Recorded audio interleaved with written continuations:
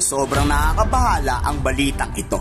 China nagtatayo na naman ng panibagong kutang militar sa loob pa mismo ng exclusive economic zone ng Pilipinas. Panibagong pananakop na naman ba ito mula sa China? Gaano ito katotoo?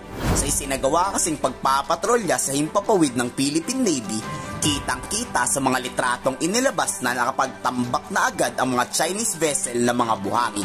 Paunang hakbang para makapagpatayo ng panibagong artificial island o military bases. Pero kahit ikinabawahala to ng Philippine Navy, iginiit na wala ni isang makukuha sa teritoryo ng bansa ang China. Ibang usapan na pag sa loob ng EEZ nagtayo ang Chinese. Handaan niya nilang ipaglaban ang mga islang dapat magmamay-ari ng ating bayan. Kasalukuyan na ang pinaiimbestigahan nito ni Defense Secretary Gilbert Chodoro. And we stand guard to defend what is definitely ours. Our actions in the West Philippine Sea are rules-based. Our mandate is to protect and defend. The frontliner in enforcing the 2016 arbitral ruling that may assure the Filipino people that the AFP Western Command is the dominant force in protecting every inch of our territory and the reaches in our exclusive economic zone.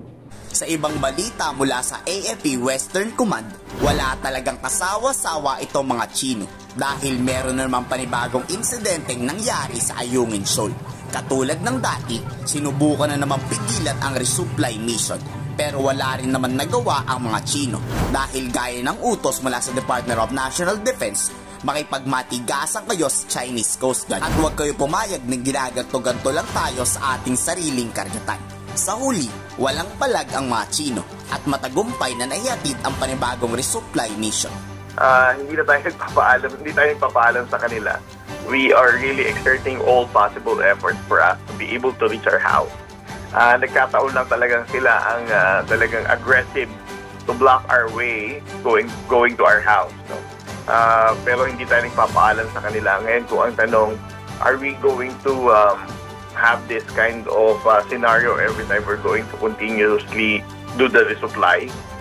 Sa part ng Philippine Coast Guard at ng Armed Forces of the Philippines, sir, kung patuloy na gagawin ng China yan, ang Philippine Coast Guard at ng Armed Forces of the Philippines, hindi pa rin po tayo mapapagod. We're not going to get tired in doing this resupply operation to support our troops on board the BRP Sierra Madre. Simple lang ika ni Commodore J. Tariela. Kung masigasig ang China sa pambuhuli, ang Pilipinas naman ay hindi mapapagod sa pagpalaglaban sa kanila.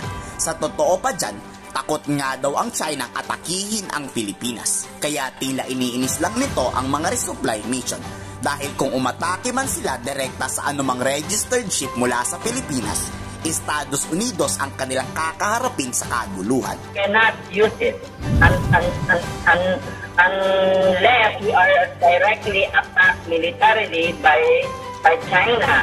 And China has no intention to attack us militarily.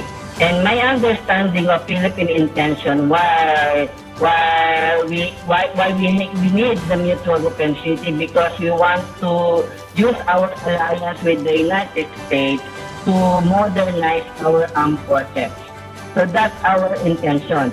But back in our mind, our intention is to increase our capability to defend ourselves so that we can defend our territory in the West Philippine Sea. Lumalayo na ang Pilipinas sa gulo, pero tila ang China ang gumagawa ng dahilan para magkagulo talaga.